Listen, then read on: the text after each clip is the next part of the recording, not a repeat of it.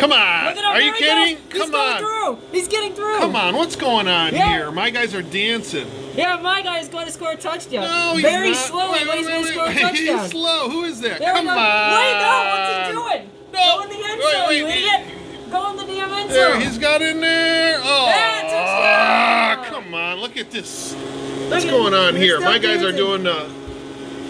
doing a square dance. This guy's lost. Doesn't know where he's going. Look Look at him. at this guy. This guy. All right, well, touchdown, Kevin. Hey, man, how's it going? How are what's you? up?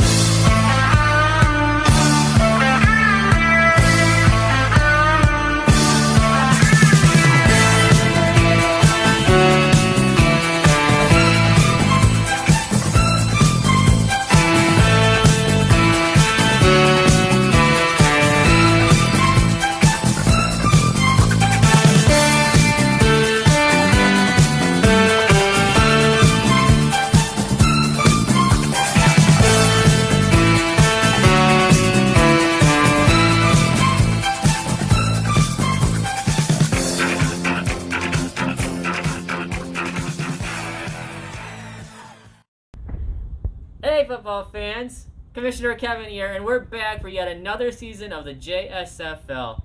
I love to do this every year, and once again, it's time for the draft video, so let's get into it. So, to determine the draft order and divisions, we're going to do the same procedure we've done every year. We have these three colored chips here representing the three divisions. And then slightly different this year, instead of the pieces of paper, we have these yellow chips representing the teams. We're doing this because I feel like some people might think it's unfair if their piece of paper is folded a little bit differently than the others. So that's the reasoning behind that. So also, we will have two hats. This magic top hat will be for the divisions, and this baseball helmet of the LA Angels that I found under my bed will have the team chips in it. So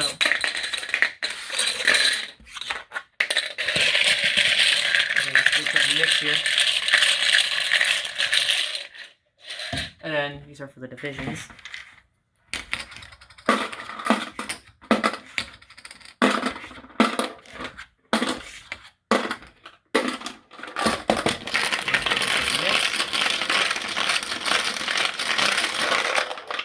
And let's pick the first team. Number one, 2021. The Greeny Stickums. Okay, Greeny Stickums. All right. And they will be in the Lombardi division. Alrighty.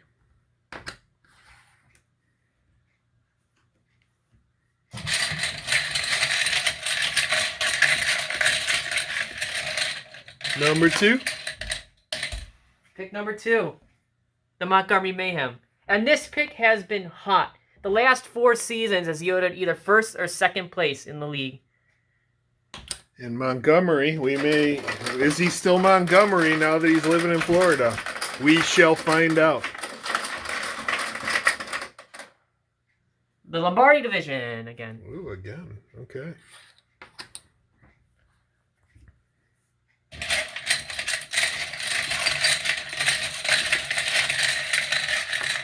Pick number 3, Piton Nagy's Visors. Okay.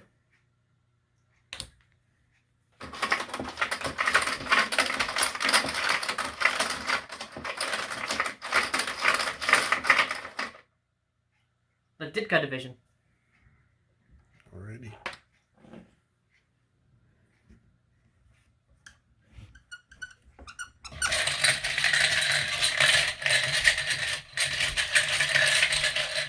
This is pick 4, the Bossman. And he's going to like that pick because statistically, pick 4 is the best pick. Yeah, there He you owns go. the best overall finisher. The year of the boss. And my Marauders won from pick 4 last year. Be the year of the boss.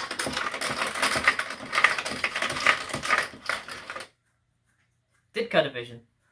Alrighty, with the visors. For anybody who is wondering, I have a graph next to me which has all the finishing positions of previous seasons. This is how I have this statistics to give you.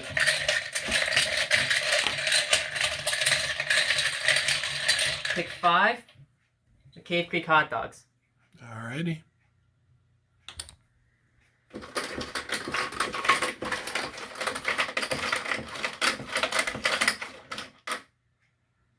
Put them in the Shula division. All right, first Shula, hot dogs.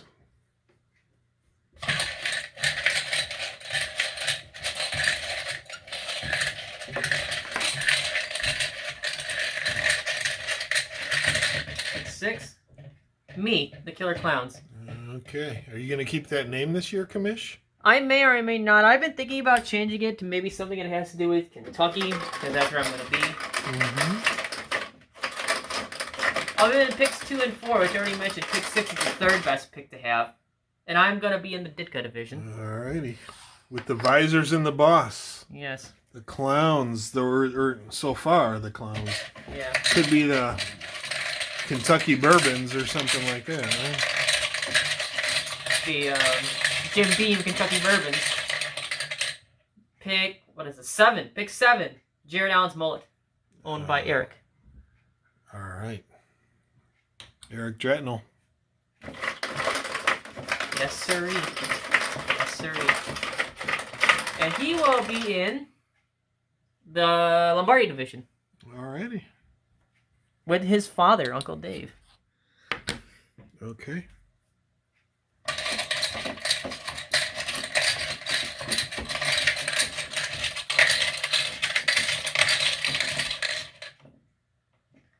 Run CMC will get the 8th pick.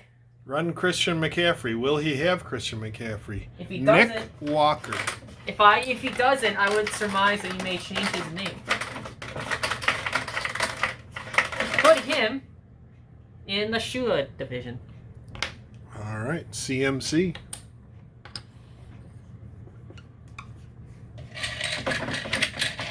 This is now pick 9.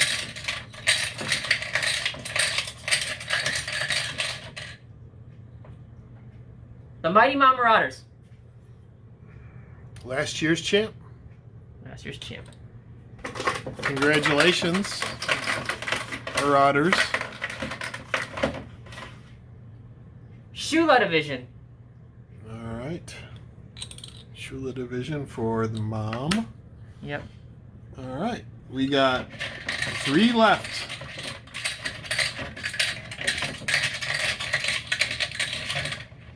Pick 10. The VP Flying Monkeys. Cindy Zoltek. This pick is interesting. It is the only pick that has so far not yielded a winner. Maybe in our this. league. Maybe this is the year. This could be the year. The Lombardi division. Okay, the Monkeys. The Lombardi division is closed. Yes, it is.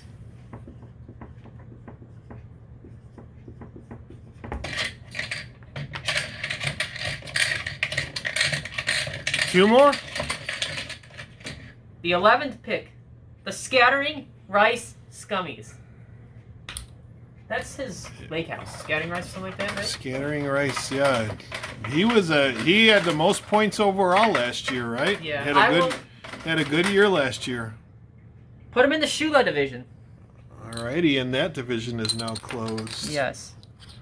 I will explain who gets money later. Which means pick 12, which is statistically the worst pick, but yet has yielded a winner, the Baylor Stonewall, and he will be in the Ditka division. Baylor, Mr. Dr. Lucas. Yeah. All right. That division will be Janelle and then father and 2 sons. All right. There we go. And we are... And we got it. And here we go. Here is that is the official draft order for the 2021 JSFL season. All righty. There we go.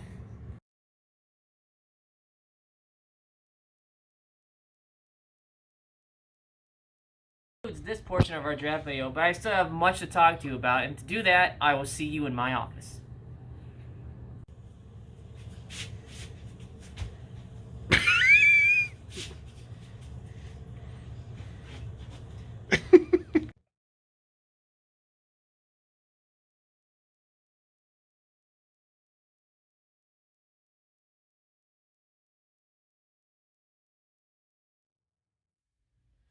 Welcome back, everybody. As I previously mentioned, I have just a few things I need to talk to you guys about.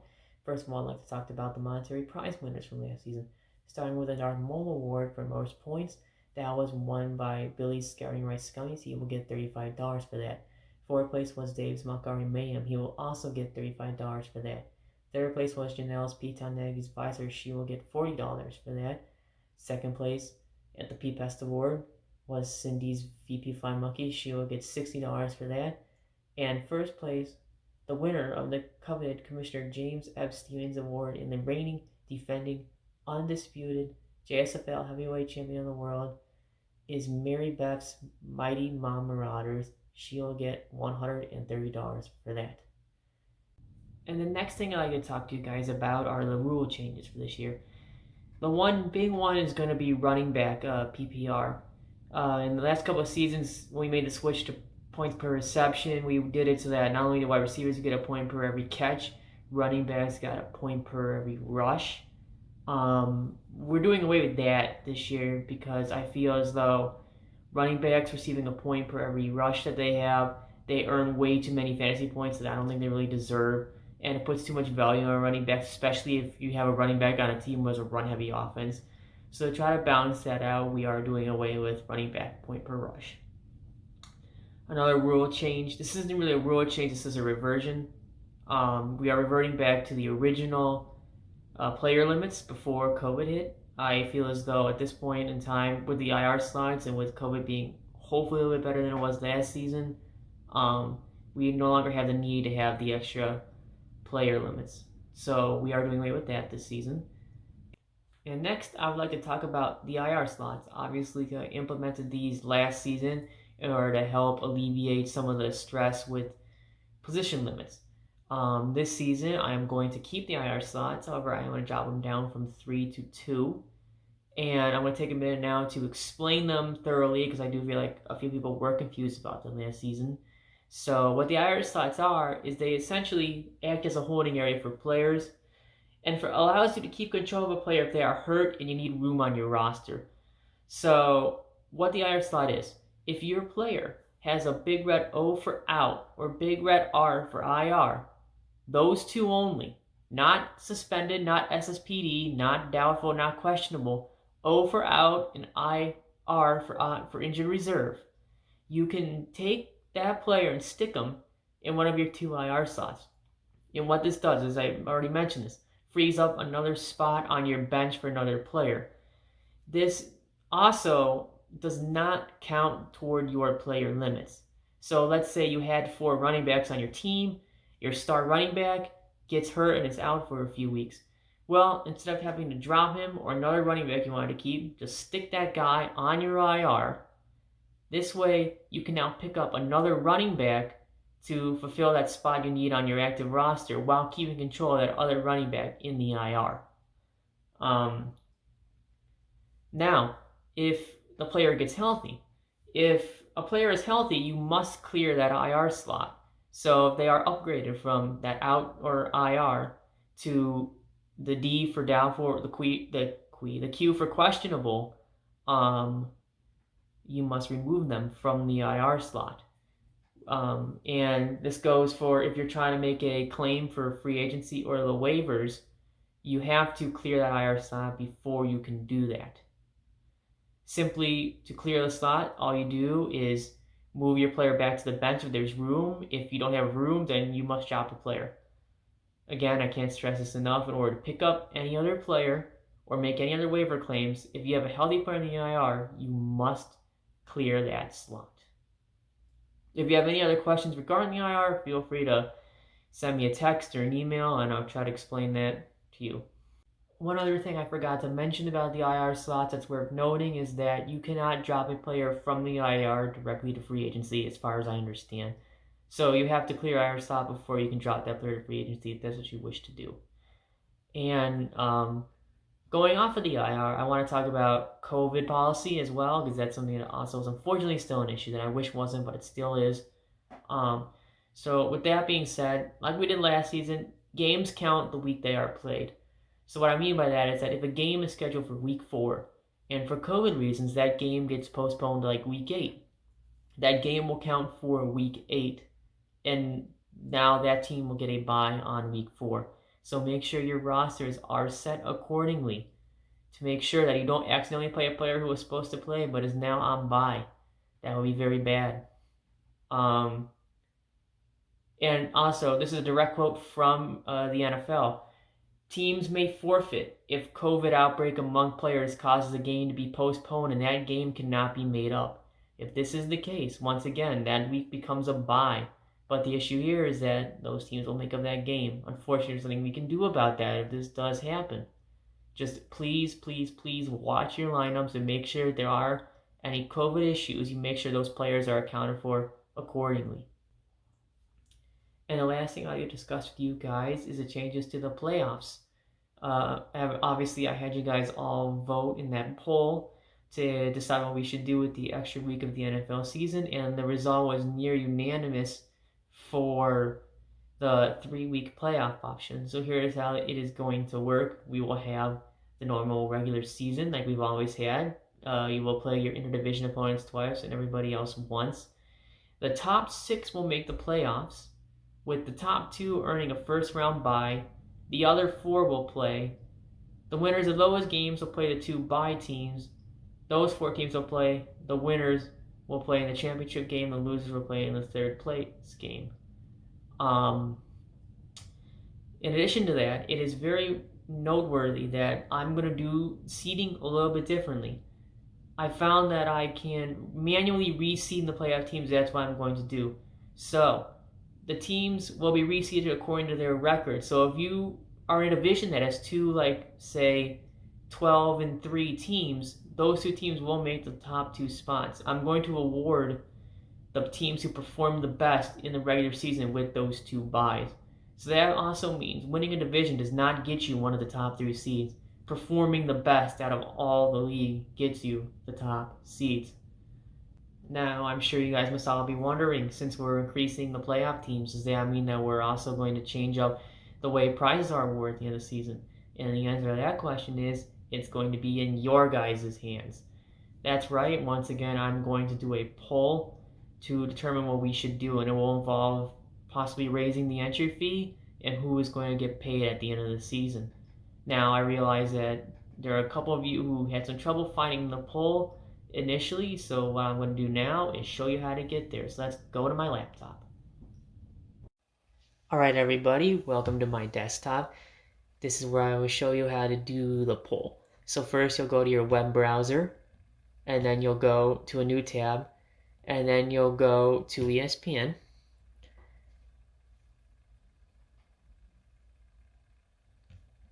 After that, obviously, per normal, to get to the league, you'll go find your fantasy team and click on it.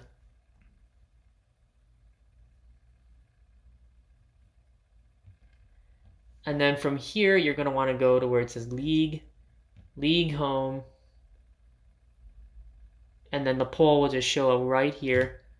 And that's how you can go get to it on a laptop or a desktop. And then next I will show you how to do it on the phone. And this is how you do it on a phone. You'll go to your fantasy app.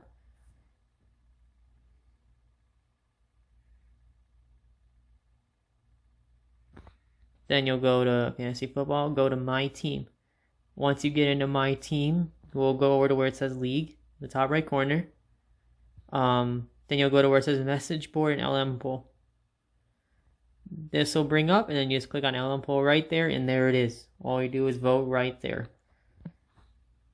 And now, a few final words. I just want to conclude the video by saying thank you to all the owners for your continued commitment to the league. I have so much fun being the commissioner and being able to do this for you guys every year, and I hope we continue to keep doing it. The draft will be Monday morning, Labor Day at midnight. So hopefully we can talk some smack the night before and have a little bit of fun with that.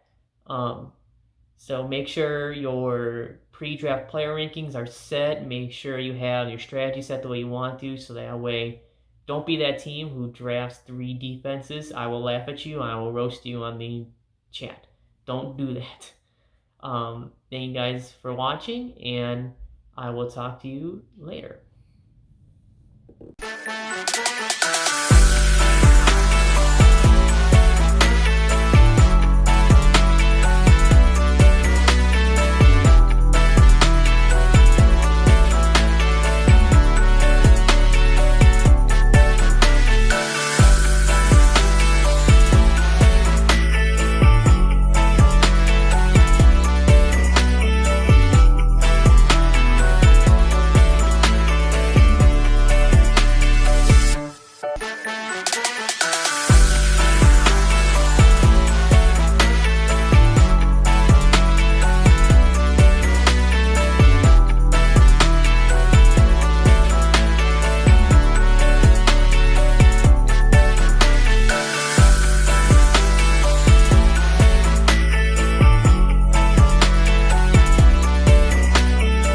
Hey, Kev. What's How's up? it going?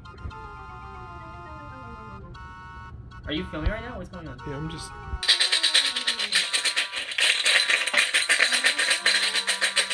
What? Is that bad? That's bad. No, wait. I gotta... Damn, the camera got moved. Welcome. I did that too soon. I did it not too soon. Welcome back, everyone. Fuck me. Mentioning the monetary prize winners from last season. That sounds a bit stupid. Let's do that again. Welcome back, everybody. As I previously mentioned, I have just a few things I need to talk to you guys about. Ooh. I didn't do that. I'm supposed to name the awards. Wow. In third place was Janelle's VP. Janelle doesn't own the VP Flying Monkeys. God, it's Janelle's VP Flying Monkeys. She will get $40 for that. I said VP Flying Monkeys. Fuck! Third place was Janelle's VP. Why is this the... And next are the oh my god. And next are the... Wow. Obviously, I had you guys all go and vote in that poll. Why did that sound so weird? Blah, mia. Toi, mia.